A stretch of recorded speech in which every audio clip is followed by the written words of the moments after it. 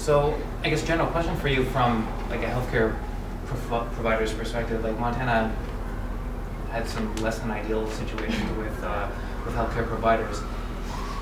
What do you do when someone may be in a situation where they're losing weight, or they're having mental health issues, but they're not necessarily being taken seriously? Like from the healthcare provider's perspective, what needs to be done to actually nail down something is wrong, as opposed to just, oh yeah, this is just someone who's a little bit on the worrier kind of side? Yeah, that's a really good question, because I think also the other piece too is, I mean, I certainly tend to be a bit of a worrier too. I think that comes along with a lot of people with chronic illness too, so it is sometimes hard to tease out the two of those things.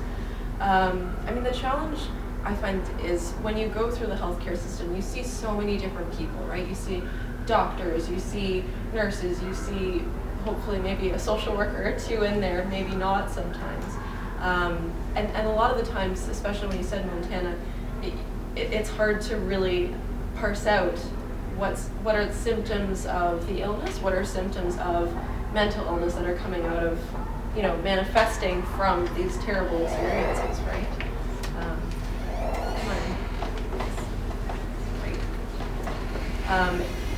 And it is challenging to identify, especially for healthcare practitioners who don't know you very well, right? This is the first time they're meeting you.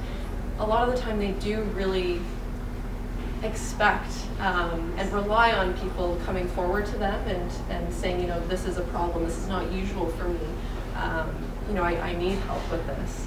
And it's unfortunate that it does get that way sometimes, but just because you're with each practitioner for maybe a few minutes, 10, 15 minutes and appointments up and on to the next person, unless you really identify or emphasize in that time, I have an issue with this. I need to see a counselor, social worker, somebody to address this. It may not always get addressed. And that's the challenge of our healthcare system in general. And Montana, is that the kind of experience that you had, that eventually you got to the point where you had to really speak up for yourself and say, like, I need some help specifically with this issue? Absolutely. What I really learned over the course of my experiences through the healthcare system, which have been pretty extensive. Copious. Yeah. It's just all research.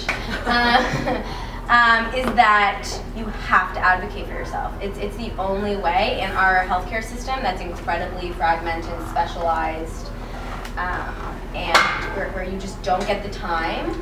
And people are so busy. It's the only way that I was ever able to get the support that I needed. Unfortunately, was through really being clear about what I needed and not really allowing for to be left behind, which is easier said than done.